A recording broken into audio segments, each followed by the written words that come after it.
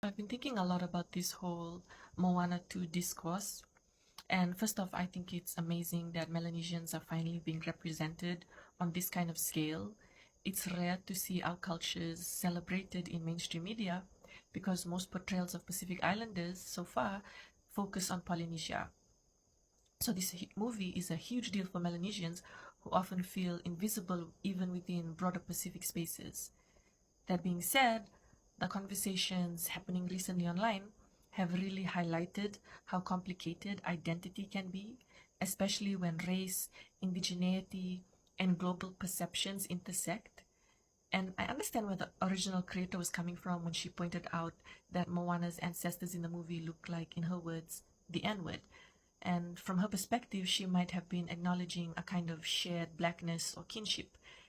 And it's true that Melanesians are black in the sense that they're dark-skinned and have been racialized as such, especially in countries like the US, where racial categories are often simplified into black and white.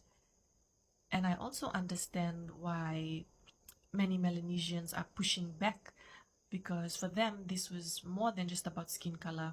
It was about being seen as Melanesian. After years of being marginalized in Pacific spaces, now they're worried about being marginalized in broader black spaces too. It's like we finally get this moment to celebrate our culture, and now people are trying to box us into another category that isn't fully ours. And while I get why people are hurt and defensive, I'm worried that this conversation is veering into a dangerous place.